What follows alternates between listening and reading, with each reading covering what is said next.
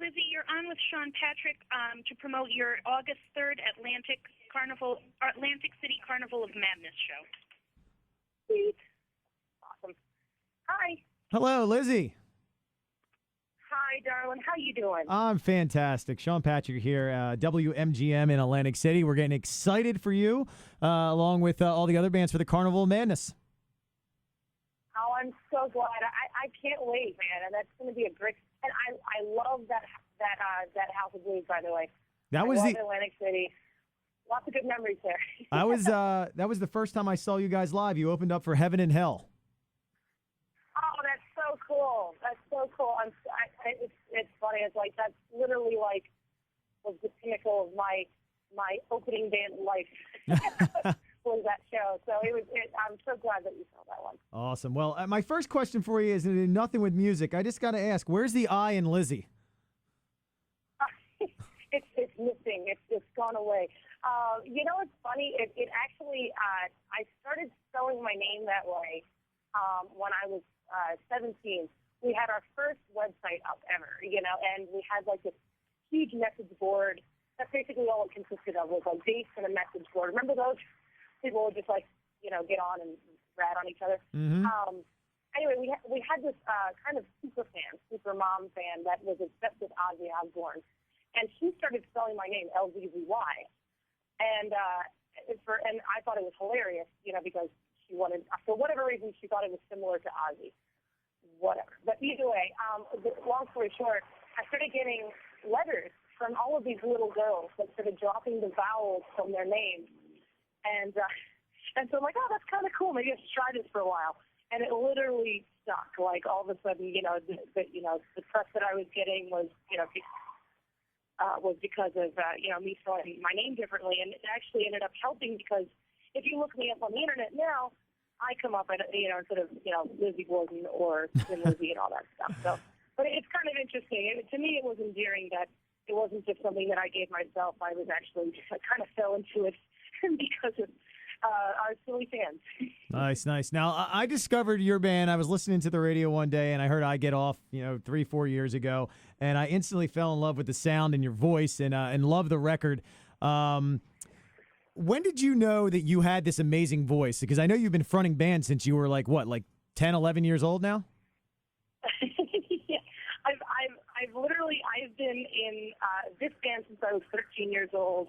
And anything that came before that was just kind of pretend bands in my parents' living room. But you know what? It's interesting. I started singing because I could carry a tune, but it's funny because I realized that really my brother and I are in the band, and really the reason that I'm the front person is because I could sing better than he did. You know. But I didn't really find my voice until I was 16 years old. When we got to open up for Kix, K-I-X, which was, you know, obviously 80s band, but they're from the East Coast, so they kind of still gig around, and got to open up for them, and their frontman, Steve Whiteman, gave lessons, you know, so I'm like, oh, you know, do you have any time? And he's like, yeah, come down next Thursday, we'll see what you got. And so basically he showed me what I had and what I could do with it if I knew how to use it properly. And, you know, went to him every Thursday for like 2.5 years. And you know, confidence level went through the roof because all of a sudden I'm like, wow, I think I can do this, you know, and basically just been plugging away ever since. And I still do the same, you know, warm-ups and routines and stuff that he taught me. So I owe a lot to that guy. Nice. Now, the new record, The Strange Case of, which I am in love with, it's been in my my CD player since the day it came out. It only came out for about a week when Metallica was coming here for their big 2-day festival. But, I mean, the first 4 songs in that record are just killer. And what's the response been for your live shows? You've been touring on it for a couple months now. Oh, so far so good, man. I mean, it's great to be able to you know, to see these songs and to hear people just singing them back at you. This record, in a lot of ways, was our mentality when we went into this record was we wanted to try to give the people that are crazy fans what they deserved to listen to from us, and so the fact that it's getting such a great response live and our fans really seem to like it, I mean, it's it's quite the accomplishment. So, and we're proud of it. I'm so glad that you like it too. It's we put a lot of ourselves and took a few risks on this one, so it means a lot. Nice. Yeah, no, you're all over the place. There's some acoustic, you got the ballads, you got the rock songs, you got everything on there. One of my favorite songs isn't even on the regular version. It's on the deluxe version. The last track, "Hate It When You See Me Cry." I think that's an amazing song.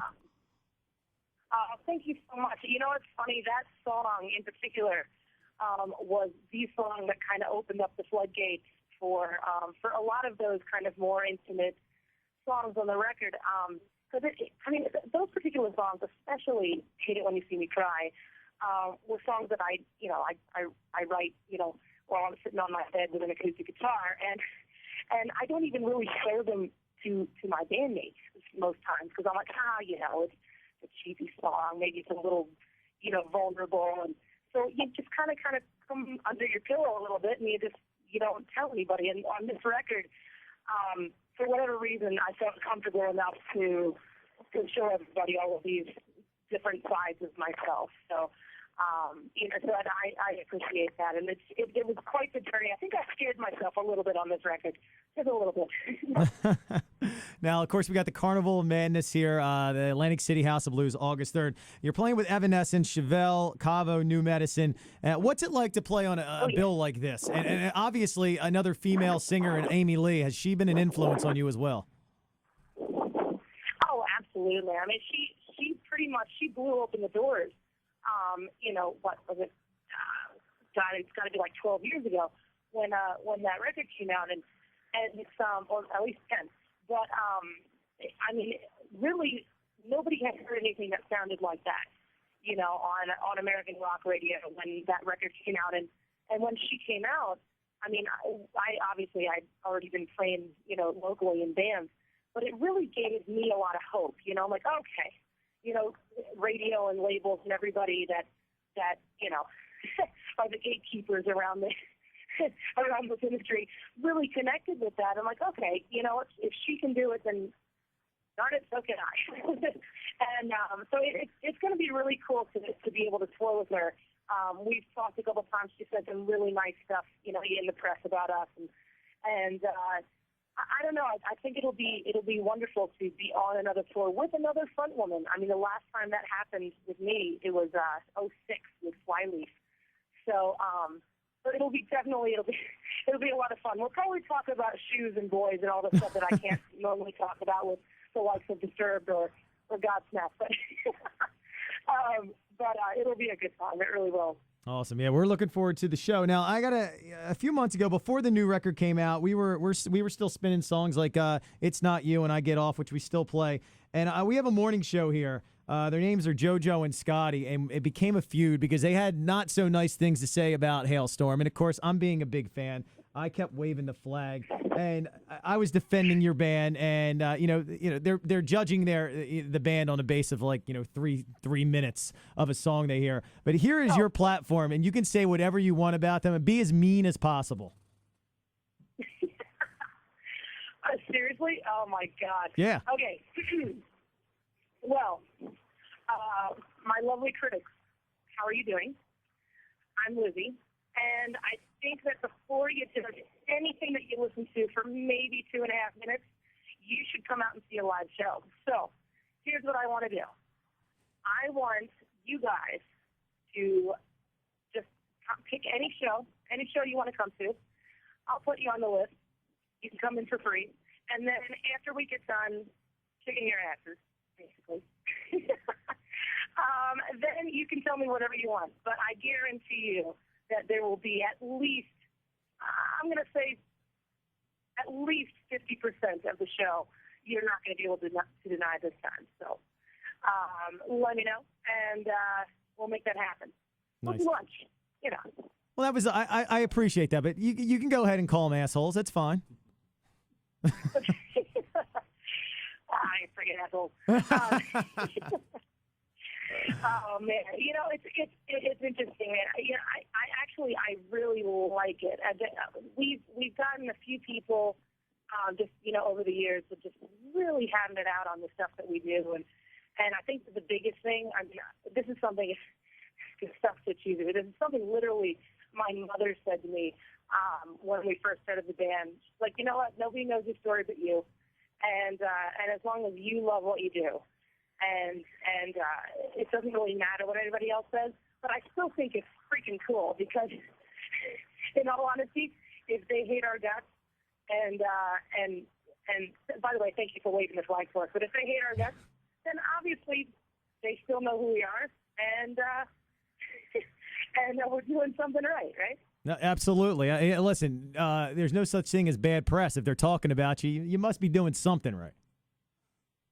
Exactly. There you go. So, again, the show is it's August 3rd here at the House of Blues. Again, it's going to be amazing. Evanescence, Chevelle, Halestorm, Cavo, New Medicine. I'm looking forward to it. I saw the show back in May in Camden. I was loving it, and I'm looking forward. I know you're going to be back at the Carnival of Madness. We'll be back there with some winners, so I'm looking forward to meeting you and talking some more about Halestorm with you.